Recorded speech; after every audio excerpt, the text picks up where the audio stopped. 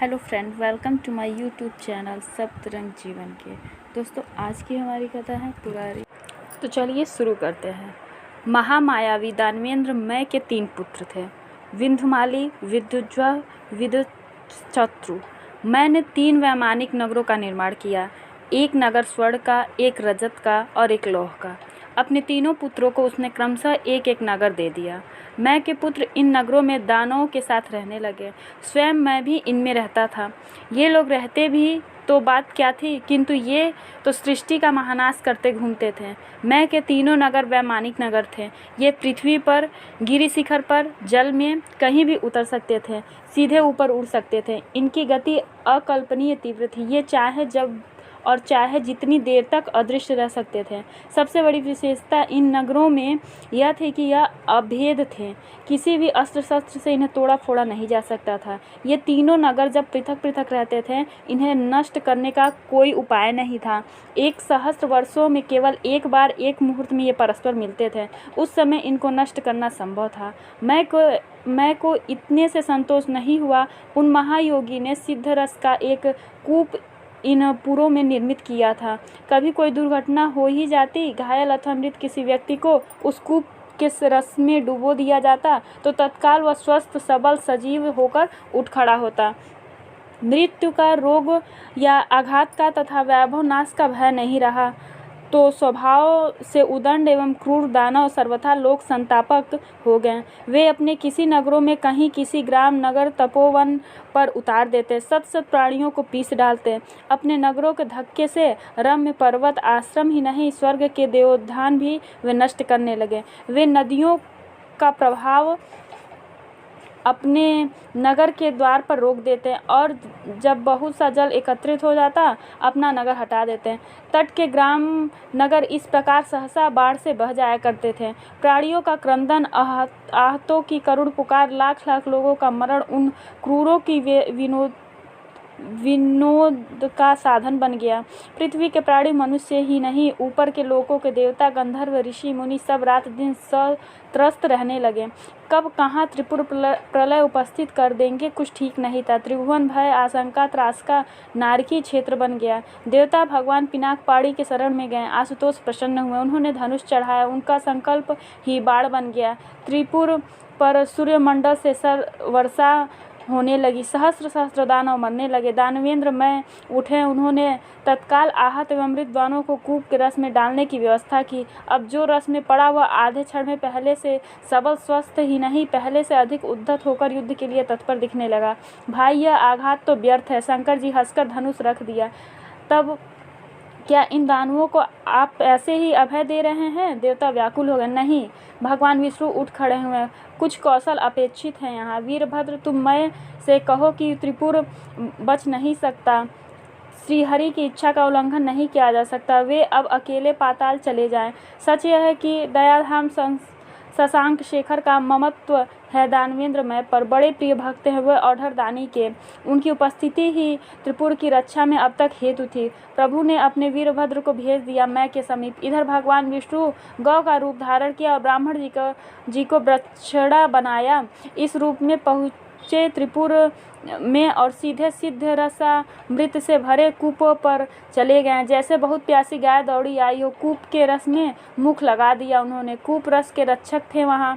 इतनी सुंदर, इतनी आकर्षक गाय उन्होंने भला कहाँ को देखी थी। ऐसा बछड़ा ही कहाँ त्रिभुवन में। वे रोकते, इससे पूर्व तो गाय बछड़े रस पीने लगे थे। जब पीती गौ को मारना भारी पाप है। दानवों में धर्म बुद्धि जागृत हो गई। पी लेने दो, बहुत प्यासे होंगे दोनों। पी ही कितना लेगी।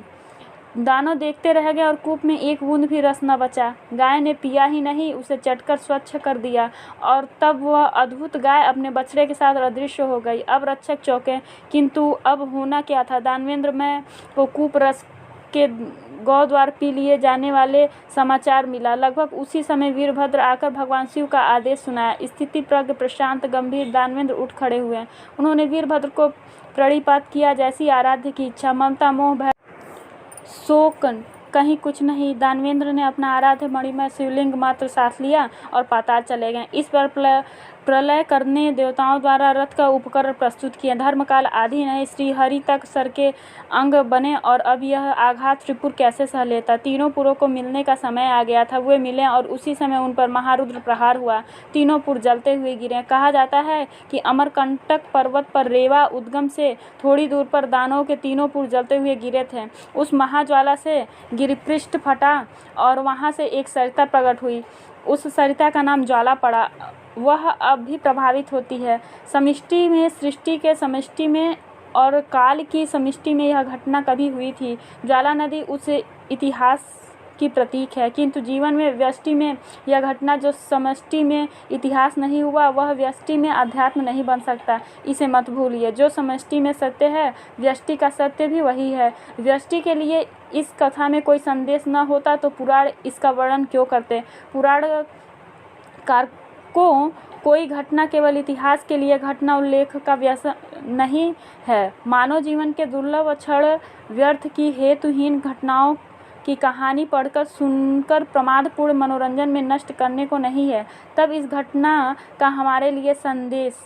माया के 3 पुर कंचन, कामिनी, काया, अपने 3 पुत्र लोभ, काम, क्रोध को इसने ये पुर दे रखे हैं। ये तीनों पुर सृष्टि में विनाश ही करते हैं। कंचन, लोभ दूसरों का शोषण स्वत्वहरण करके संतुष्ट होता है। कामिनी, काम ने कितना विनाश किया है। विश्व में इतिहास उठाकर देखने की आवश्यकता नहीं। संपूर्ण अनर्थों की जड़ कामना है और अपनी कामना के पीछे अंधा व्यक्ति दूसरों को हानि नहीं देख पाता, यह आप जानते हैं। काया, क्रोध के अनुगत है मोह, ममता आदि। इस काया तथा काया से संबंधित लोगों का नाम, गुण आदि लेकर ही आपके द्वारा सब पाप होते हैं। यह लोभ, क्रोध, काम तथा इनके अनुगत सब दोष कहीं साधन भजन सत्संग से दुर्बल भी हो जाएं तो इन्हें सबल करने वाला रसकूप है काया में। इंद्रिय में सुख में आसक्ति या रसासक्ति इनको पुनः सजीव ही नहीं करती, इन्हें सशक्त भी बना देती है। भगवान शिव की सरल ने सात्विक वृत्तियां तो भी काम नहीं बनता। कल्याण का सब प्रयत्न इंद्रिय रसासक्ति निष्फल कर देती है।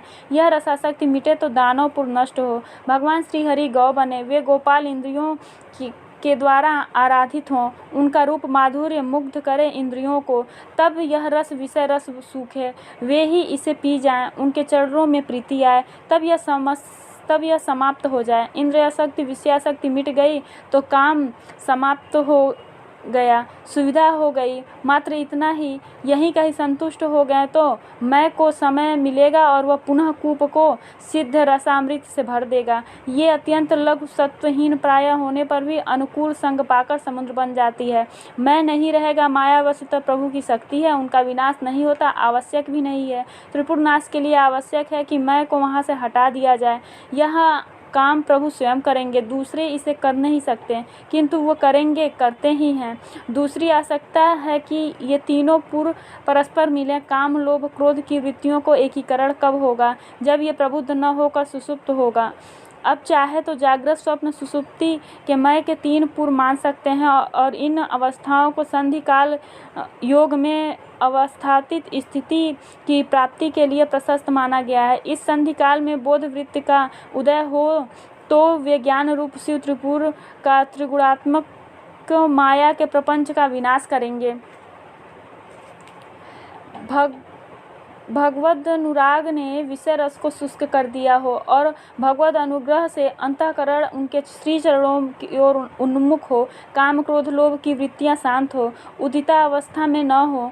इस अवस्था में साधक के प्राणों को भगवत प्राप्ति की जो प्यास है वह जागती है और वही समस्त सात्विक वृत्तियों का सहयोग स्वतः प्राप्त कर लेती है। जीवन में त्रिपुर के नाश की जो अनुभूति है उसे वाणी व्यक्त नहीं कर सकती। आप उसे भागवत साक्षात्कार कहें, अपरोक्ष अनुभव कहें अथवा निर्विकल्प अवस्था कहें, शब्दों से उसे व्यक्त करने की सामर्थ्य नहीं है। इसके पश्चात जीवन में केवल रसधारा शेष रहती है। आप उसका नाम भले ज्वाला रख लें, वह तो सरिता है। संसार के प्यास से प्राणियों को उसमें तृषा, शांति और शीतलता प्राप्त होती है। भगवान के आराध्य के 2 रूप होते हैं, ध्येय रूप और चिंत्य रूप। शिव रूप, रुद्र रूप भी ध्येय रूप है, किंतु त्रिपुरारी रूप चिंतन्य रूप है, वस्तुतः त्रिपुरारी रूप नहीं है। यह एक नाम है जो एक लीला विशेषक सूचक है और वह लीला साधक को बहुत कुछ बतलाती है। माया के अभौतिक, आदि दैविक और आध्यात्मिक अर्थात स्थूल सृष्टि, दैविक सूक्ष्म सृष्टि और मानसिक सृष्टि, स्थूल देह, सूक्ष्म देह, कारण देह, ये सब ताप ही तो हैं। इन त्रिविध तापों से, इन त्रिविध देह के कलेशों से संतप्त प्राणी को निस्तार का मार्ग है त्रिपुरारी की शरण। पुरारी ही इन पुरों को भस्म करने में समर्थ हैं।